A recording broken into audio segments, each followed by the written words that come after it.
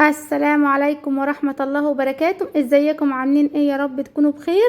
لو اول مرة تشوفوا القناة بتاعتي ما تنسوش اللايك والشير والسبسكرايب وتفعيل زر الجرس علشان يوصل لكم كل جديد. النهاردة ان شاء الله هعمل الحواوشي البلدي، هعمله بطريقة سهلة وبسيطة وهيعجبكم بإذن الله، ومش هياخد وقت معانا خالص زي ما حضراتكم هتشوفوا. هنعمل دلوقتي خلطة الحواوشي. انا عندي اللحمة المفرومة بتاعتي، وعندي فلفل رومي اللي هو بارد، ممكن تستبدلوه بفلفل حراق حسب ما انتوا عايزين، وعندي ربع حزمة من البقدونس وربع حزمة من الكزبرة، واخده الورق بتاعه وفرماه ناعم زي ما انتوا شايفين، وعندي نص كيلو من البصل ده انا فرماه في الكبة ناعم ومصفيه المية بتاعته. اهم حاجة ان احنا نصفي المية بتاعته زي ما انتوا شايفين، يعني نص كيلو اللحمة المفرومة عليه نص كيلو من البصل.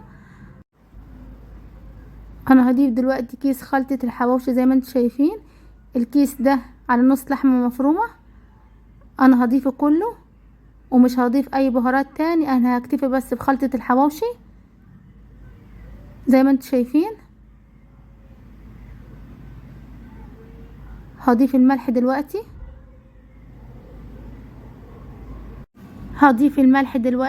انا هضيف معلقة كبيرة من الملح او حسب ما انتوا عايزين، وهقلب كل المكونات مع بعض علشان الحواوشي يطلع جميل جدا ويطلع طعمه حلو زي اللي بنشتريه من بره. اهم حاجة قطعة اللي او قطعة الدهن، حاجة من الاتنين. انا هقلب كل المكونات مع بعض زي ما انتوا شايفين.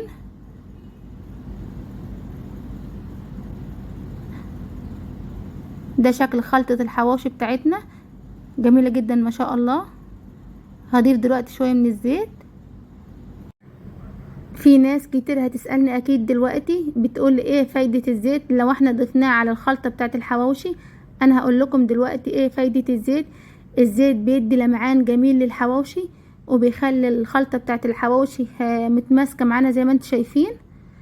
انا هغطيها دلوقتي زي ما انتوا شايفين، وهدخلها التلاجة لحد ما اعمل عجينة الحواوشي، وهرجع لكم بإذن الله. هعمل عجينة الحواوشي دلوقتي. عندي كيلو من الدقيق، كيس من الخميرة الفورية، معلقة كبيرة من السكر، معلقة كبيرة من الملح. هوريكم نوع الدقيق اللي انا استخدمته. ده نوع الدقيق، دقيق اسمه السلطان، دقيق لجميع الاستخدامات. الدقيق ده انا بستخدمه في كل المعجنات ووريته لكم قبل كده في فيديو. هضيف دلوقتي المكونات الجافة على الدقيق زي ما انتم شايفين، وهنقلبهم مع بعض. هقلب كل المكونات مع بعض زي ما انتم شايفين. انا قلبت كل المكونات الجافة مع بعض. انا هعجن دلوقتي. انا هستخدم 2.5 كوب من المية الدافية بالمعيار اللي حضراتكم شايفينه ده. ده برطمان ازاز انا بستخدمه في العجن، لان المعيار بتاعه مظبوط بالنسبة للدقيق اللي انا بستخدمه، اللي هو دقيق السلطان. يعني كيلو دقيق السلطان انا بستخدم له 2.5 كوب من المية باستخدام المعيار اللي حضراتكم شفتوه ده. انا هفضل اعجن لحد ما اوصل للقوام اللي حضراتكم هتشوفوه.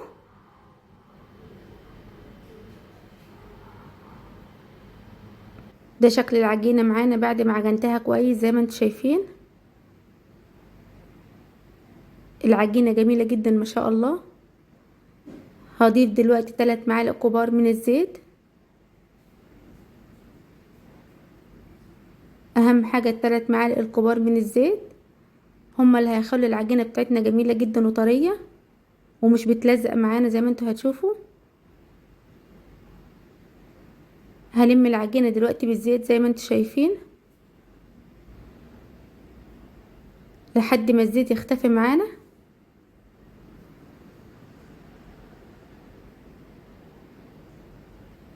ده شكل العجينة بعد ما جهزت معانا زي ما انتوا شايفين.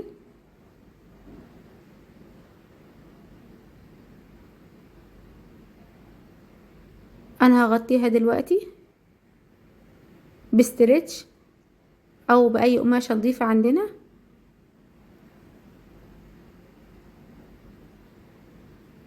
وهركنها دلوقتي على جنب لحد ما تختمر وتضاعف حجمها. ده شكل العجينة معانا بعد ما اختمرت وتضاعف حجمها، بسم الله ما شاء الله. ما خدتش وقت في الخمران. ده القوام بتاعها. عندي صينية دهناها دهنة بسيطة من الزيت، وعندي شوية من الزيت. هبتدي ان انا اقطع العجينة دلوقتي. طبعا التقطيع حسب ما انتوا عايزين. انا هقطع بالحجم اللي حضراتكم شايفينه ده. العجينة جميلة جدا ما شاء الله، وبتتقطع معانا بكل سهولة، وما خدتش اي وقت معانا في الخمران زي ما حضراتكم شايفين. هو ده الحجم اللي انا عايزاه. حجم الرغيف يرجع لكم انتوا، الحجم اللي حضراتكم عايزينه. انا هقطعهم كلهم حجم واحد.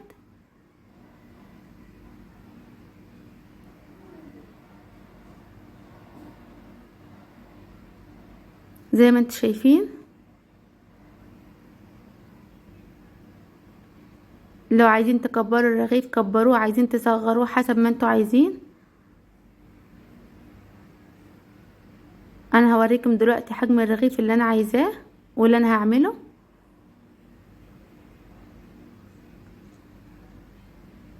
انا هقطع كل الكمية بنفس الطريقة زي ما حضراتكم شفتوا.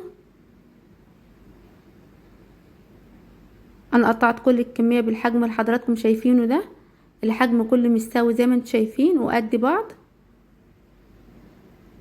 انا هغطيهم دلوقتي زي ما انتوا شايفين، وهسيبهم يرتاحوا لمدة 10 دقايق. انا عايزاهم يرتاحوا ومش عايزاهم يختمروا نهائيا. انا سبتها لمدة 10 دقايق زي ما انا قلت لكم. هو ده الشكل بتاعها. انا هغطيها دلوقتي وهنبتدي ان احنا نشتغل فيها. اهم حاجة نغطيها علشان الوش بتاعها ما ينشفش مننا.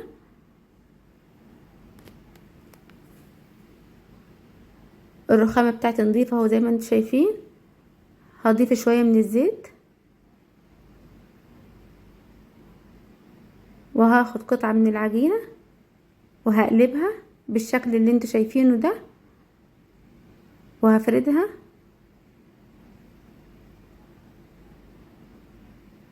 وهحط عليها دلوقتي اللحم المفرومة.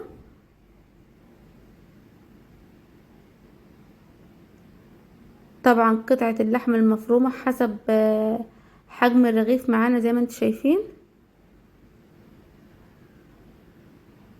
هضيف اللحم المفروم على العجينة من فوق زي ما انتوا شايفين، وهقفل عليها بالشكل اللي انتوا شايفينه ده.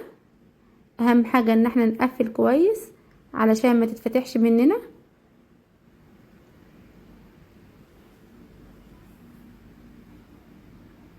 ده الشكل بتاعها اهو بعد ما قفلناها.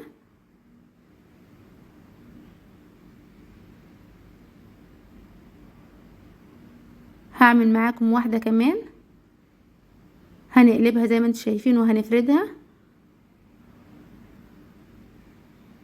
وهحط عليها لحمة مفرومة.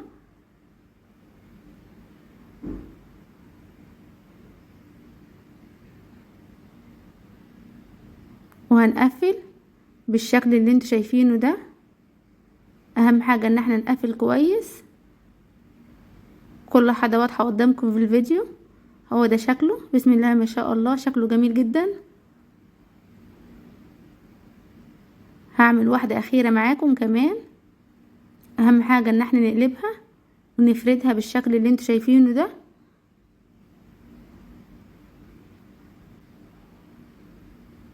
وهنقفل. العجينة بتاعتنا طرية جدا وبتتقفل بكل سهولة زي ما انتوا شايفين.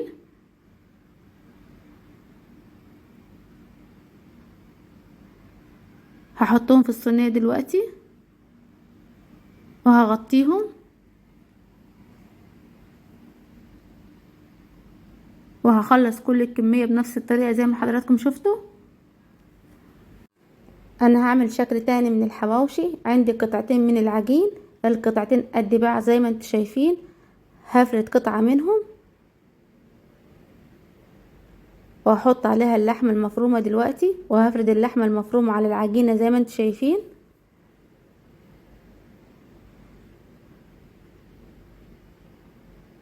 وهجيب القطعة التانية وهفردها بالشكل اللي انتوا شايفينه ده. وهحطها على الحواوشي من فوق زي ما انتوا شايفين، وهقفل عليها بالشكل اللي انتوا شايفينه ده.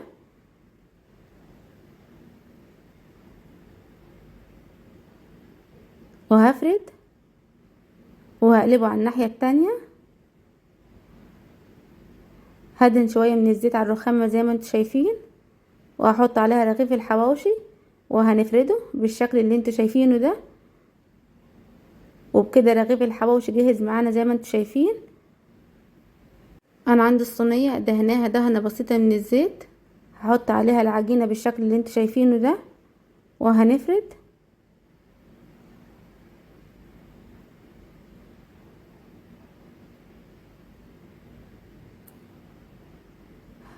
هفرد معاكم اهو زي ما انتوا شايفين.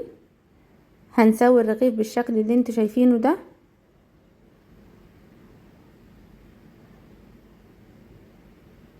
العجينة جميلة جدا ما شاء الله، وما خدتش وقت معانا خالص زي ما انتوا شفتوا. ده شكل الرغيف بعد ما فردناه. هحطه في الصاج بالشكل اللي انتوا شايفينه ده وهنفرد. هعمل واحد تاني كمان معاكم.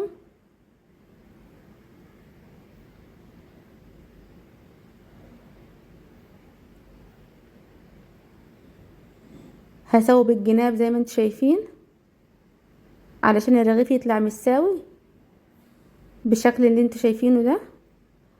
هحطه في الصاج دلوقتي. ده شكلهم اهو. هنفرد.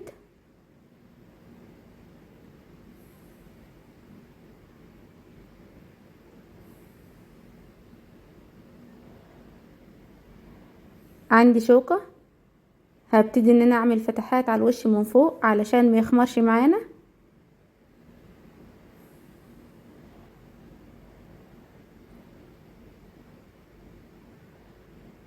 هدهنهم زيت دلوقتي. هدهن الوش من الزيت زي ما انتوا شايفين.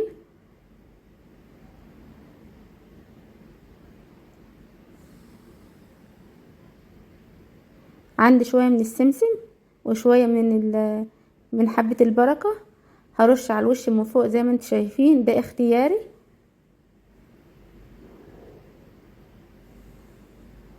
بالشكل اللي انتوا شايفينه ده. انا هخلص كل الكمية بنفس الطريقة. انا فردت كل الكمية بالطريقة اللي حضراتكم شفتوها دي. بسم الله ما شاء الله، ما خدش وقت خالص في الفرد زي ما انتوا شايفين.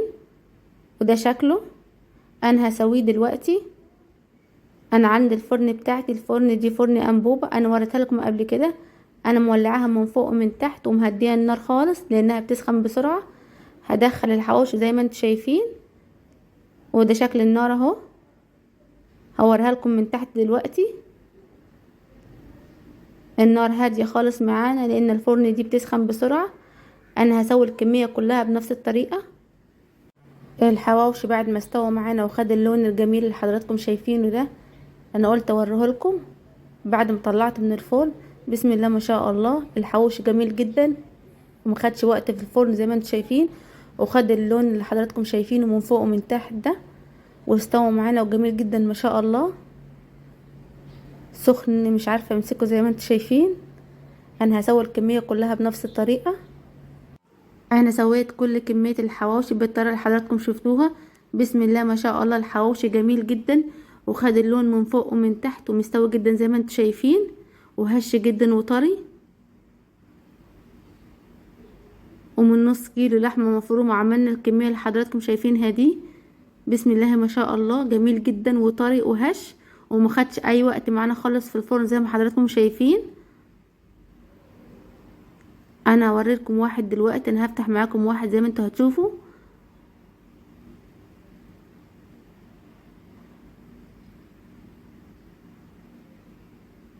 طريقة الحواوشي طريقة سهلة وبسيطة وما خدتش اي وقت معانا خالص. زي ما انتوا شفتوا شايفين الحواوشي عامل ازاي من جوه، مستوي جدا ما شاء الله، واللحمة مستوية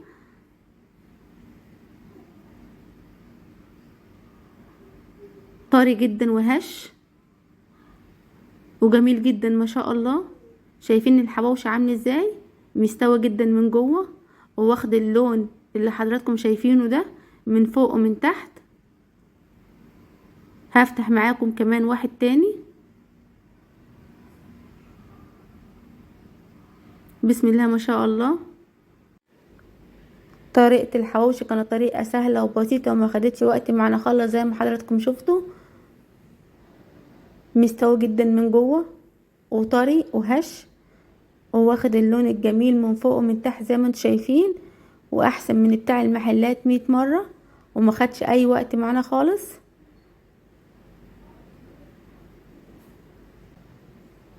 انا عملت جنبه شوية من السلطة وشوية مخلل زي ما انتم شايفين.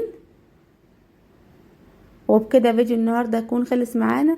لو عجبكم فيديو النهاردة ما تنسوش اللايك والشير والسبسكرايب وتفعيل زر الجرس علشان يوصل لكم كل جديد. والسلام عليكم ورحمة الله وبركاته.